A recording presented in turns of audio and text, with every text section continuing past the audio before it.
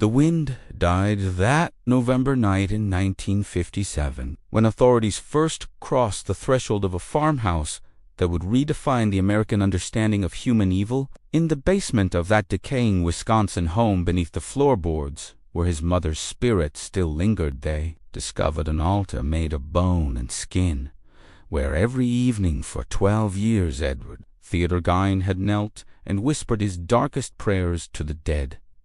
This is not a story about madness. This is a story about devotion so absolute, so consuming, that it devoured the boundary between life and death itself. What happened in that farmhouse, 93 miles north of Madison, was not random. It was ritualistic, systematic, sacred in its own twisted way. And hidden within the official reports, the sanitized psychiatric evaluations, and the burned evidence lies a truth that was never meant to be spoken. Some say Ed Gein was simply insane. Others whispered that he was following instructions that came not from his fractured mind, but from something far older, far more deliberate. Tonight, we pull back the veil on the hidden altar where Gein conducted his nightly communion with the dead. We explore the shrine he built to his mother's memory,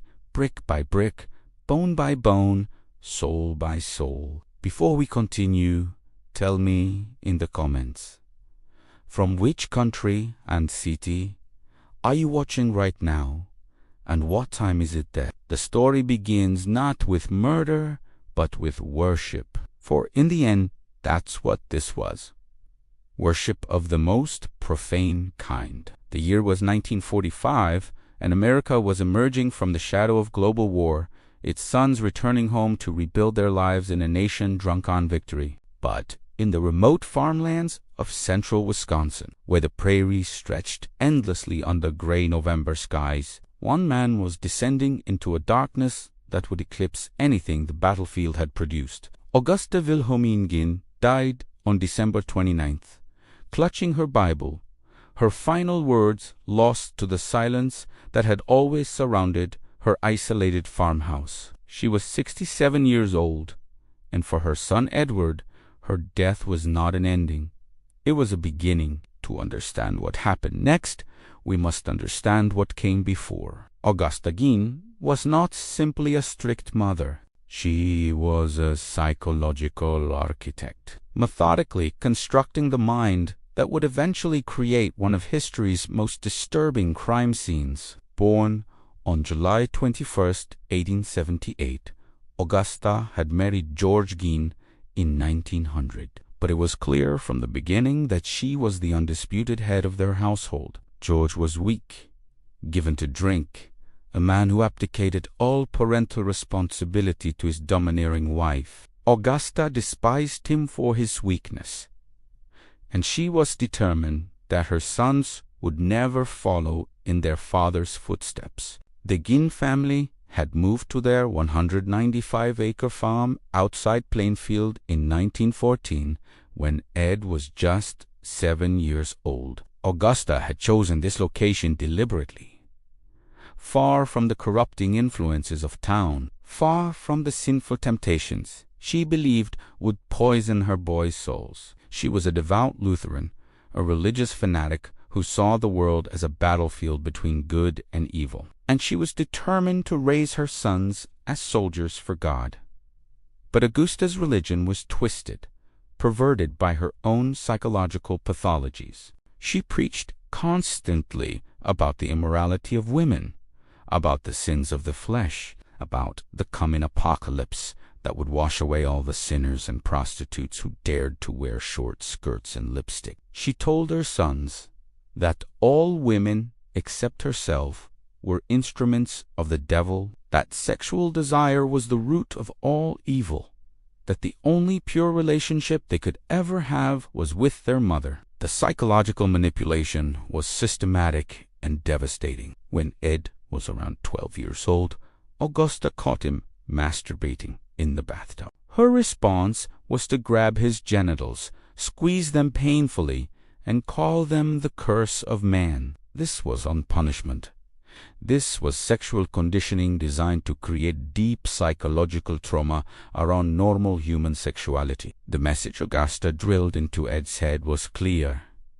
All women except herself were prostitutes and instruments of the devil. Augusta's favoritism toward Ed was another form of psychological control. While she was harsh with both boys, she reserved her most intimate attention for Ed, often letting him sleep with her and calling him her good boy when he pleased her. This created psychological dependency that would prove unbreakable. Ed became completely devoted to his mother, seeing her as the only source of love and validation in his world. The farmhouse itself became a fortress of isolation. Augusta rarely allowed her boys to leave except for school, and she discouraged any friendships they might form with classmates. The world beyond their property line was dangerous, she told them, filled with drunks and harlots and men who had forgotten the word of God.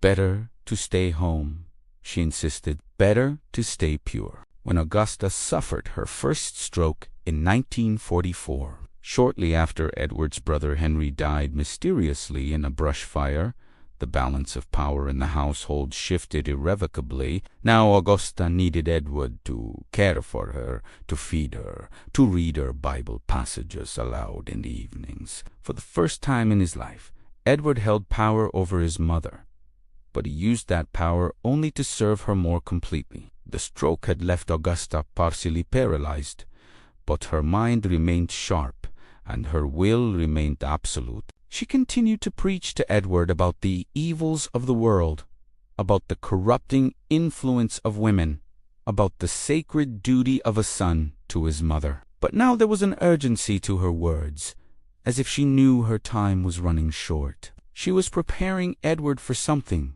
though neither of them could have imagined what that preparation would ultimately produce. The second stroke came in December 1945, brought on, according to Ed's later testimony, by witnessing their neighbor Mr. Smith beating a dog to death while a woman, an unmarried woman, stood by and watched. Augusta was horrified not by the violence, but by the presence of what she called Smith's harlot. The sight of such moral corruption apparently triggered the cerebral hemorrhage that would kill her within days. Edward was alone with his mother when she died. Alone in that farmhouse, 93 miles from civilization, holding the hand of the only person who had ever shown him love. The official cause of death was stroke. But for Edward, her death was something else entirely. It was an assignment, a mission, a sacred calling that would consume the next 12 years of his life. What the official records don't mention is what Edward did that first night after the funeral, while his few remaining relatives departed and the farmhouse fell silent. Edward walked through the rooms where his mother had lived and breathed and ruled with absolute authority. He touched her furniture, her clothes, her Bible. He sat in her chair and tried to feel her presence, but found only emptiness. That's when the voices began. At first, they were whispers, so faint he could convince himself they were just the wind moving through the old farmhouse. But as the nights passed, the whispers grew clearer, more insistent. They were calling his name. They were giving him instructions. They were telling him what he needed to do to bring his mother back. The transformation of the Gein farmhouse began immediately. Edward boarded up Augusta's bedroom, preserving it exactly as it had been on the day she died. He did the same with the downstairs parlor and living room, any space where his mother had spent significant time. These rooms became shrines, untouchable monuments to her memory. While the rest of the house fell into squalor, these preserved spaces remained pristine, dusted, and maintained with religious devotion. But preservation wasn't enough. The voices demanded more. Edward began reading voraciously. Medical texts, books about human anatomy, articles about taxidermy. He told himself he was just curious, just trying to understand the biological processes that had taken his mother away from him. But the truth was more disturbing.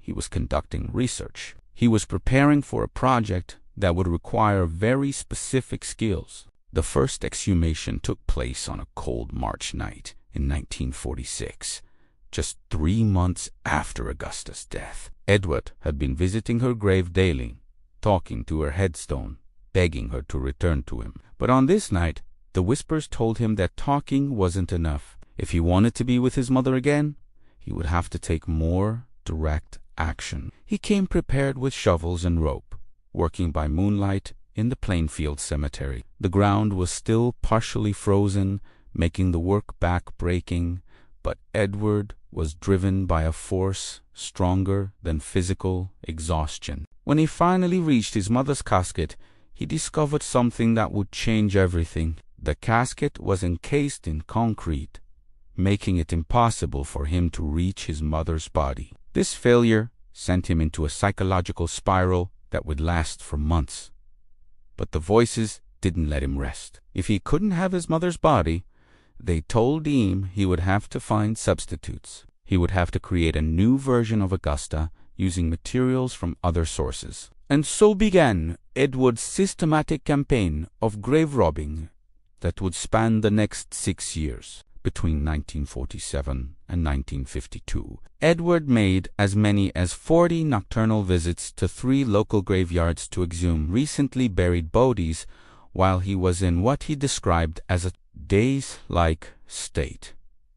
On about 30 of those visits, he said that he came out of the daze while in the cemetery, left the grave in good order, and returned home empty-handed. But on the other occasions, he dug up the graves of recently buried middle-aged women he thought resembled his mother and took the bodies home. Edward began studying the obituaries in the local paper with the intensity of a scholar. He was looking for women who resembled his mother in age, build, or facial features. When he found a suitable candidate, he would attend the funeral from a distance, noting the location of the burial plot. He would study the mourners, the flowers, the graveside service. Then, usually within a week of the interment, he would return with his tools and claim what he needed. The process became ritualistic. Edward would work quickly but carefully, removing only the parts he required while leaving the rest of the corpse relatively undisturbed.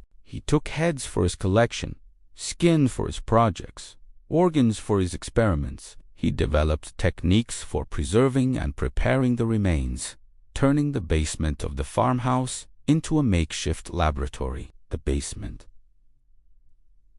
But that's where the real work happened. That's where Edward built the altar that would serve as the focal point of his nightly communion with the dead. The altar itself was constructed from a combination of salvaged wood and human bone. Edward had arranged the bones in specific patterns, creating a surface approximately 4 feet square and 2 feet high. The femurs served as the primary support structure, while smaller bones were carefully arranged to create decorative patterns across the surface. The top was covered with a cloth made from human skin, stitched together with meticulous care using sinew that Edward had extracted from the corpses. Surrounding the altar were candles, dozens of them made from human fat that Edward had rendered down in his kitchen. The candles were set in holders crafted from skulls, each one positioned at a specific angle to create dramatic shadows on the basement walls. The entire setup was arranged according to a pattern that Edward claimed had been revealed to him in dreams by his mother's spirit. But the altar was just the beginning. The entire basement had been transformed into a temple of the dead.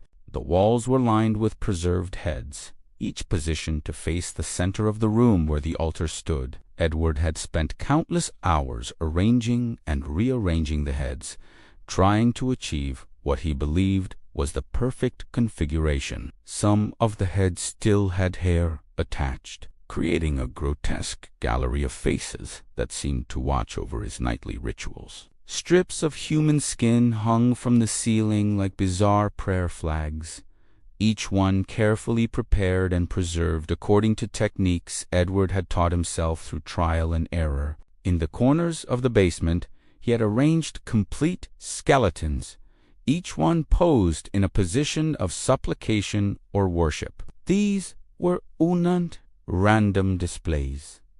They were carefully choreographed tableaux designed to honor his mother as memory and facilitate communication with her spirit. This was where Edward came every night after completing his daily chores on the farm. This was where he knelt before the altar and spoke to his mother's spirit. This was where he received his instructions for the next day's activities. And this was where, according to his later testimony, Augusta Gein returned from the dead to guide her son's increasingly horrific work.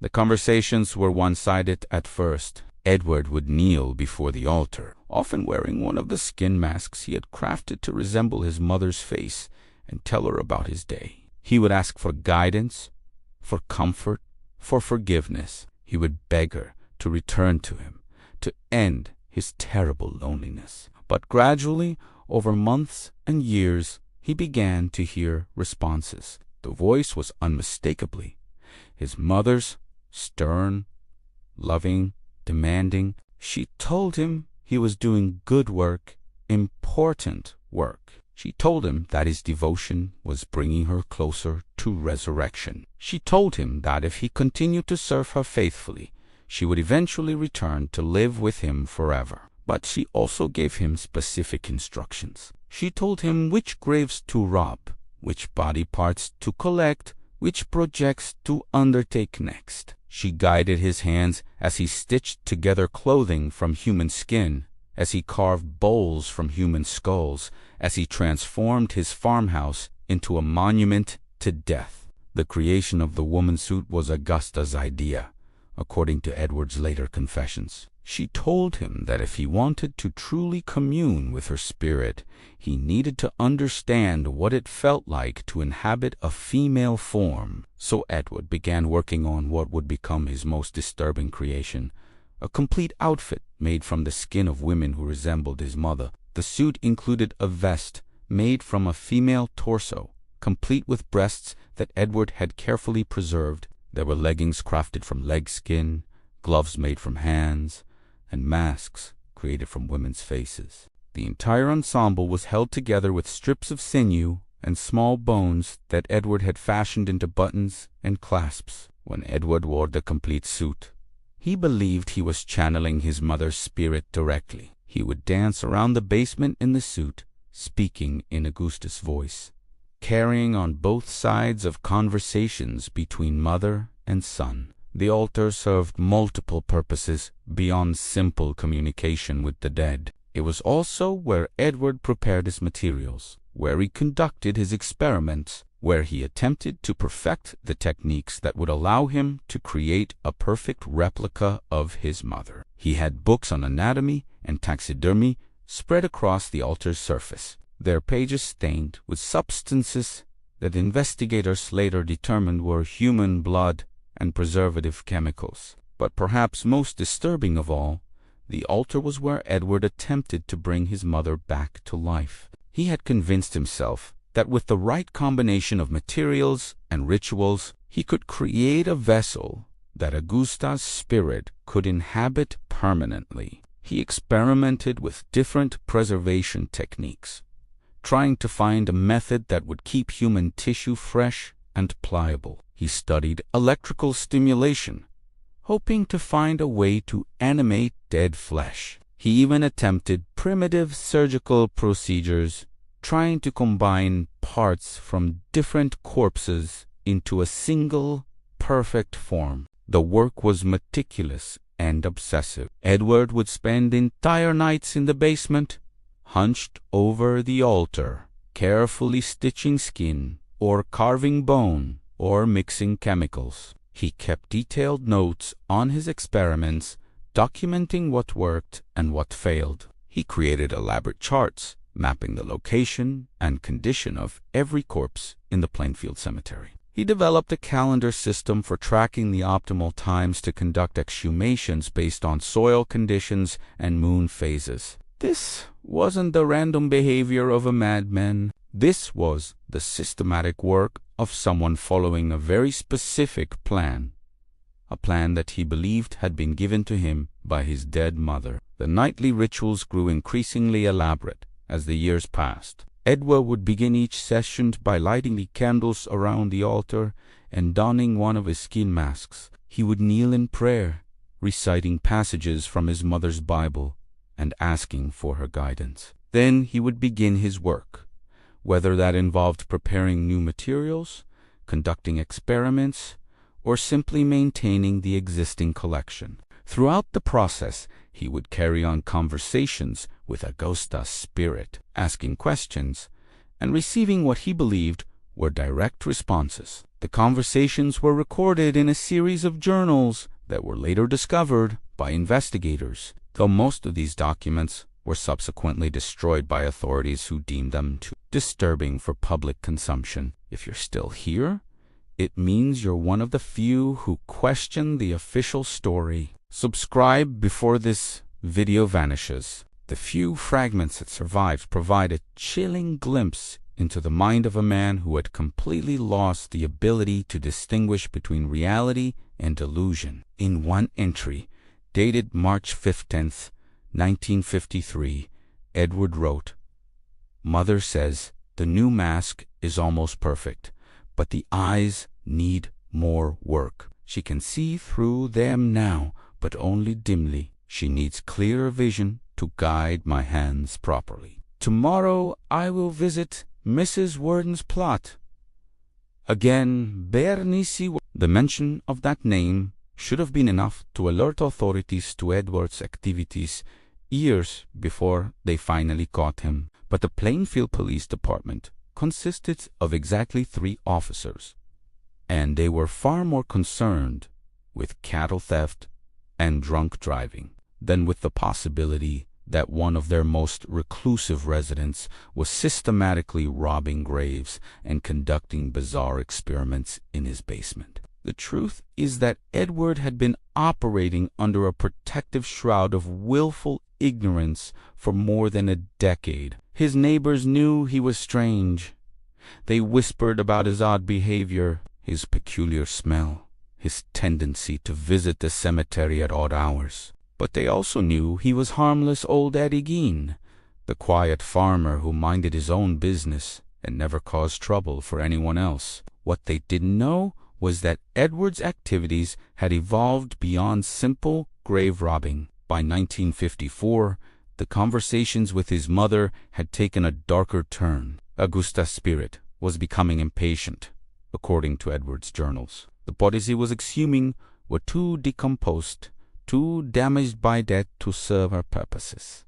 She needed fresher materials. She needed him to be more proactive in obtaining what she required. The first murder was almost accidental. Mary Hogan, who owned a tavern in Pine Grove, had made the mistake of serving Edward a drink on an evening when he was particularly agitated about his mother's growing demands. Augusta had always despised women like Mary, independent, unmarried, operating businesses that served alcohol to men. In his increasingly unstable mental state, Edward came to see Mary as the perfect embodiment of everything his mother had warned him against. He returned to the tavern 3 weeks later, on a cold December evening in 1954, carrying a .32 caliber revolver. The murder itself was swift, a single shot to the head, while Mary was alone in the establishment. But what happened afterward was far more disturbing. Edward carefully loaded Mary's body into his truck and transported it back to his farmhouse, where he spent the next several days methodically dismembering and processing her remains. Mary Hogas had joined the collection on the basement altar. Her skin was added to the materials Edward was using to construct his woman's suit. Her organs were preserved for future experiments, and her disappearance was attributed to the common assumption that she had simply grown tired of small-town life and moved away without telling anyone. The second murder, 3 years later, was more deliberate. Bernice Worden owned the local hardware store. and she had made the fatal mistake of treating Edward with kindness when he came in to purchase supplies. In his twisted psychology, her kindness reminded him of his mother's rare moments of tenderness. But Augusta's spirit was jealous, according to Edward's later testimony. She couldn't tolerate the idea of another woman showing affection to her son. On the morning of November 16, 1957, Edward entered Worden's store shortly after she opened for business. He had spent the previous evening at his altar, seeking guidance from his mother's spirit about how to proceed. Augusta had been very specific in her instructions. Bernice had to die, and her body had to be prepared in a particular way. This wasn't just about obtaining materials anymore. This was about eliminating a threat to the sacred bond between mother and son. The murder was brutal and efficient. Edward shot Bernice in the head with a .22 caliber rifle, then immediately began the process of preparing her body for transport. He had brought rope and canvas, and he worked quickly to wrap the corpse and load it into his truck. The entire process took less than 10 minutes, and Edward was back at his farmhouse before noon. What happened next was the culmination of 12 years of increasingly psychotic devotion to his mother's memory. Edward took Bernice's body directly to the basement altar, where he began the most elaborate ritual he had ever attempted. This was just about adding to his collection. This was about completing the resurrection process that would finally bring Augusta back to life. He worked for hours, carefully removing Bernice's skin in large sections, preserving her head, processing her organs according to techniques he had perfected over the years. But this Chimi? He also attempted something new. Using a combination of electrical equipment he had salvaged from farm machinery and chemical preservatives he had been experimenting with, Edward tried to animate Bernice's corpse. The experiment failed, as they all had, but Edward's belief in his mission remained unshaken. He continued working throughout the night, preparing materials, organizing his collection, and maintaining his ongoing conversation with Augusta's spirit. He was so absorbed in his work that he didn't notice the police cars pulling into his driveway the next morning. But this Chimi Edward's luck ran out. Bernice's son Frank returned from deer hunting to find a blood trail leading from the cells area to the back exit, along with shell casings scattered on the floor. His mother was missing, but a sales receipt indicated that Ed Gein had visited the store the previous day. Frank alerted the sheriff, and deputies headed to the Gein residence. What they found would haunt them for the rest of their lives. In a shed on the property, authorities uncovered Bernice's headless corpse suspended from the rafters like a dressed deer, her body slit open from ribs to pelvis. Her heart was discovered in a plastic bag. Her severed head was found in a cardboard box in the house. Ed was located that same night at a neighbor's home and was immediately arrested. But the real horror was discovered when investigators began exploring the interior of the farmhouse. The basement revealed Edward's 12-year project in all its disturbing detail. This was just a collection of a serial killer. This was the workshop of someone who had been systematically attempting to resurrect the dead. When authorities finally cataloged the contents of the Gein farmhouse, they found a scene so disturbing that several officers required psychiatric treatment after processing the evidence. The inventory of items discovered reads like a catalog of human horror. 10 female skulls with the tops sawed off, bowls made from human skulls, a corset made from a female torso skinned from shoulders to waist, leggings made from human leg skin, masks made from the skin of female heads, Mary Hogan's face mask in a paper bag, Bernice Worden's entire head in a burlap sack, 9 vulva in a shoebox, a belt made from female human nipples, 4 noses, a pair of lips on a window shade drawstring, a lampshade made from the skin of a human face, fingernails from female fingers. The altar itself was the centerpiece of this horrific collection. When investigators first descended into the basement, they found Edward's shrine exactly as he had left it the night before, candles still flickering, the skin cloth still arranged in precise patterns, the skulls still positioned to observe the ritual space. The smell was overwhelming, a mixture of decay, preservative chemicals, and the lingering odor of human fat from the candles. But it was the arrangement of the altar that truly disturbed the investigators. This wasn't random. Every element had been positioned with deliberate intent. The bones were arranged in patterns that suggested ritualistic knowledge. The candles were placed at specific points that created geometric designs. The skulls were oriented to face cardinal directions. Someone had taught Edward how to construct this shrine, or he had received instructions from a source that understood occult practices. The discovery of the Gein farmhouse basement sent shockwaves through the law enforcement community that reverberate to this day.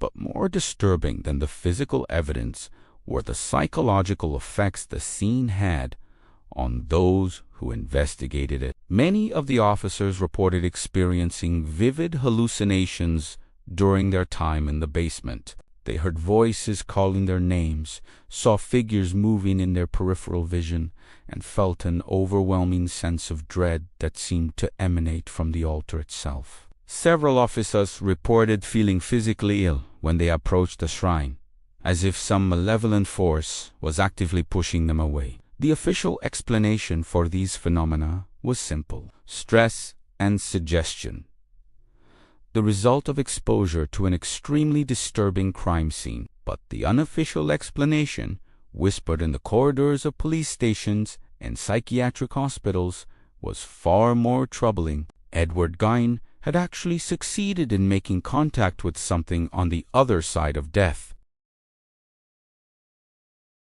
Edward was ultimately found mentally incompetent to stand trial and was committed to Central State Hospital, where he would remain for the rest of his life.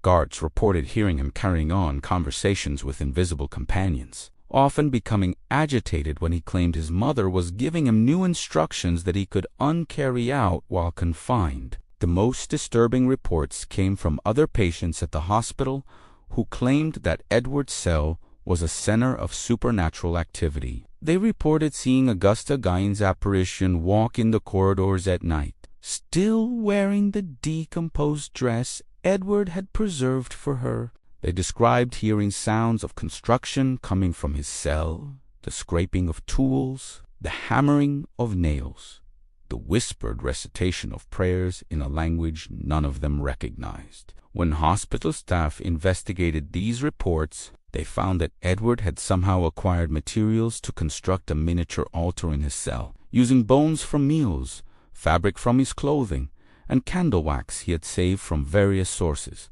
He had recreated a smaller version of his basement shrine. The altar was discovered hidden behind his bed, complete with tiny skulls carved from soap and strips of fabric arranged in the same patterns he had used in his farmhouse basement. The Gein farmhouse was sold to private buyers who were never told about its history. When the new owners reported strange occurrences, voices in the basement, objects moving on their own,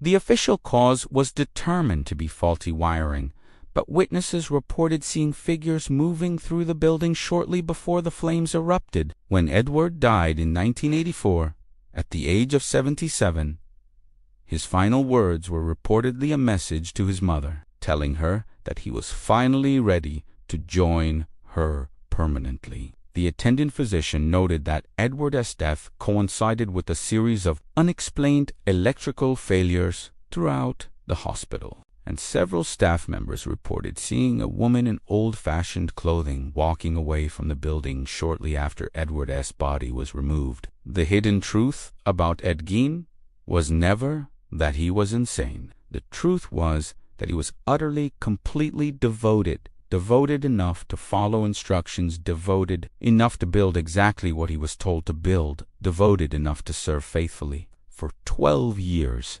without ever questioning the source of his orders. Augusta Gein's psychological programming had worked perfectly. Even after her death, Edward remained completely under her control. Every crime he committed was an attempt to please the mother who had programmed him to see her as the only source of love and validation in the world. She had successfully created a human being who was psychologically incapable of existing without her. And when she died, that programming drove him to increasingly desperate attempts to bring her back. The altar calls to the lonely, the desperate, the broken-hearted. It offers them what everyone wants: proof that death is not the end, that love transcends the grave, that the bonds between family members can never truly be severed. All it asks in return is devotion, obedience, and the occasional favor. Bone and skin, lighting candles made from human fat, and whispering prayers to a deceased relative who whispers back. They believe they're honoring the memory of someone they loved. They don't realize they're feeding a hunger that can never be satisfied, strengthening a connection that should never have been made. The hidden altar, where Ed Gein spoke to his mother every night, was never truly destroyed. It was simply replicated over and over in basements and attics and abandoned buildings across America. Each replication strengthens the original connection, and each new communicant adds their voice to the growing chorus of the dead. Was it madness? ... or design? The altar still calls. The dead still whisper. And somewhere, someone is still listening. Share this before it's taken down, because some truths only survive when they're spoken. Some stories were never meant to be told, but now that you've heard it, there's no way to unhear it.